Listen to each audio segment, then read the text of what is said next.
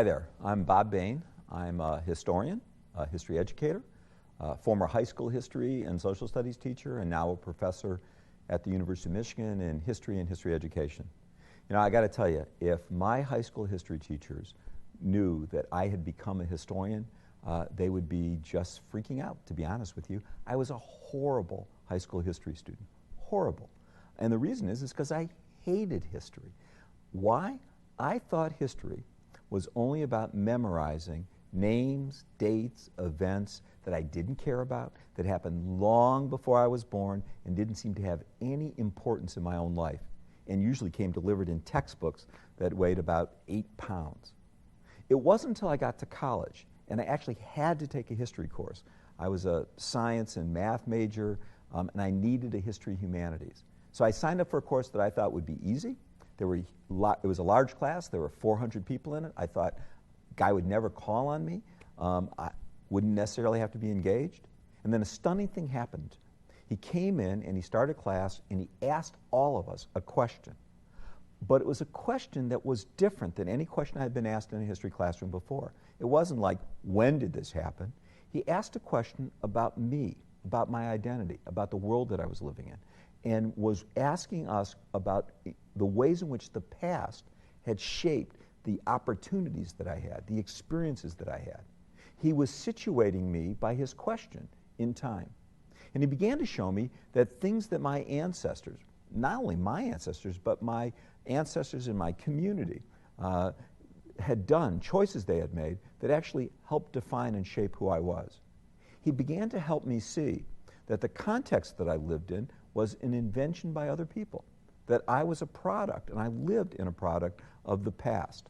And he began to show me that studying the past, asking important questions, questions that I care about, not just questions that someone gave me because I had to spit back information on a test, is actually what a historian does.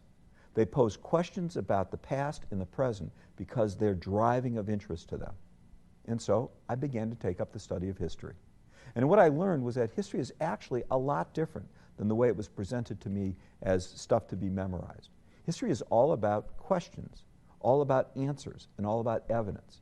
History is like being a detective and trying to understand a mystery that happened and trying to figure out how it happened. Because like good mysteries, history is about events that happen in the present and then they disappear. And that's a pretty stunning thing, and it's much different than some sciences that can study events that happen over and over and over again. In fact, they can create an experiment to replicate, to repeat something that happened. Historians really can't do that. I mean, I can't repeat World War I and actually repeat it. In order for us to study an event, it has to leave some kind of residue in the present. It has to leave something behind. Now, what does it leave behind? You could say it almost leaves behind garbage or residue. It could leave behind an object. It could leave behind a document. It could leave behind some record of the past event. And it's those things that the historian studies. And they study it by asking a question of it. And by posing a question to it, it turns it from residue, garbage, junk, into historical evidence or historical sources. And just like a detective, the detective has to pose questions to the source. Now, in some ways, that's the best historian's tool. The best historical tool is the historian's imagination, the historian's questions. They're posing questions about the context. Now, posing questions to an object is what a historian does. So, for example, look around the classroom. Take an object that you've probably not thought much about. Like, let's take the clock that's up there on the wall. Now, you probably ask a question like, what time is it? Or if you were like me, when does this class end? But a historian might pose some other questions about that clock, like who made it? Where was it made? How did it get to be here? What kind of transportation system created it? How many people were involved in the construction of that clock? Or does it make a difference as to whether that clock's running on time? When did the invention of the time system that you and I use come, and how did that change our lives? And how much of our life is driven by a clock? And what happened before people had mechanical clocks? How were they judging time? How were they living?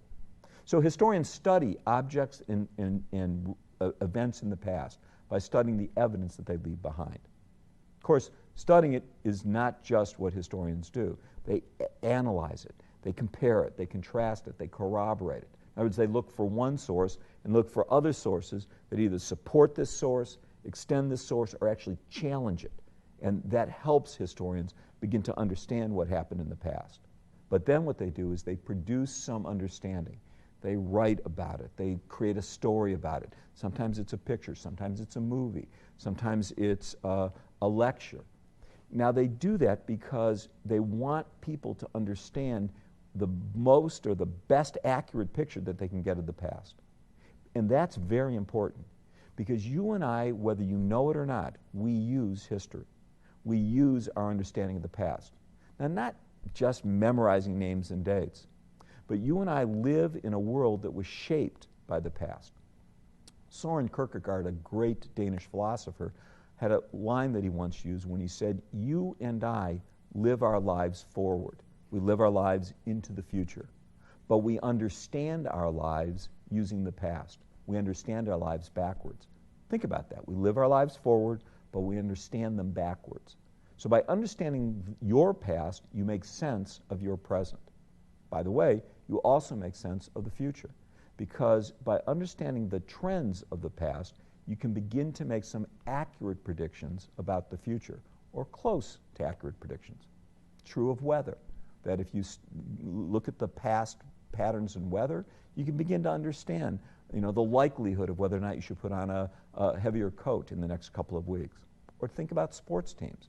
We can understand the past patterns of sports teams to get a little bit more accurate in our predictions about what might happen in the future. Now, historians ask different kinds of questions. So if I were to ask questions about the environment, I might be doing environmental history. And so then what would be the evidence I would be looking at? I'd be looking at temperature. I'd be looking at wind patterns. I would be using the evidence that might actually come from other people, like meteorologists, that I would be using to understand environmental history. Or if I was looking at social history, interested in how people played games, how they listened to music, how that changed over time, I might be drawing on a whole different set of evidence. And that question would put me in a different field of history. Now, of course, in this course, we're asking big questions, and hence we end up being big historians. But history is about using evidence wherever we can find it, because whatever gets left in the present is what historians can study.